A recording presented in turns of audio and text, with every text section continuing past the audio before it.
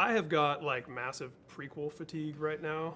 And it's like a lot of prequels, they're just like shoehorning things in to, this is how this happened. And what I really enjoyed about this movie last night was it works as a standalone film. Right. And it has nods and everything, but it's not just like, painfully like you're just sitting there and now this is going to happen. Like it's not predictable. It was a lot of fun that way. Yeah.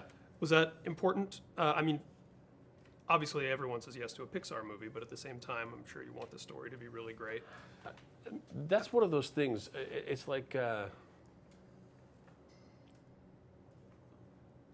mean,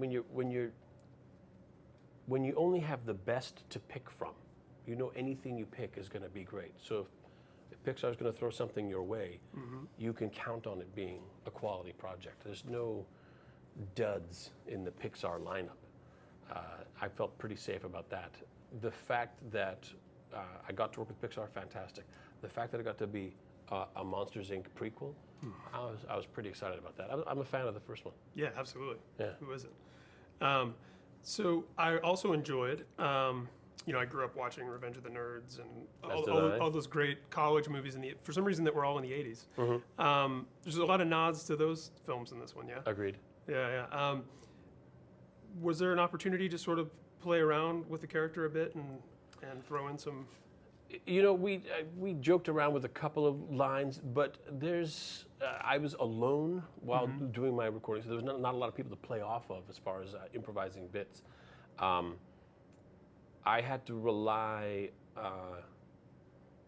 very heavily on our director Dan and his vision, his unifying vision for this picture, painting a story for me to say this is what's going on, this is the tone, this is where we're coming from, this is where we're going.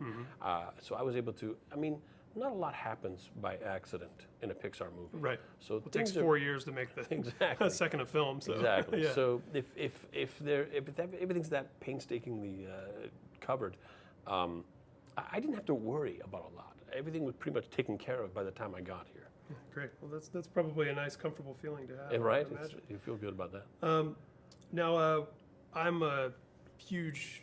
I mean, Buffy was like in my top 5 shows of all time, so more towards the top. Nice. And I was a fan of Firefly. Thank you.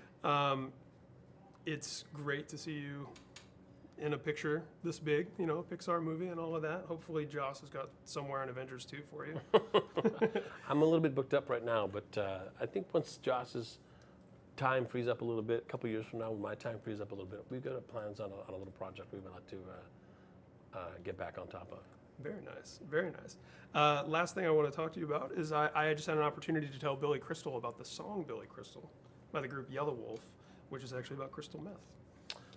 I did not He wasn't aware of it, but he was quite entertained by its existence. Billy Crystal Meth. I think they just made a reference to that on the new Arrested Development series on Netflix. Ah, very meta in that case.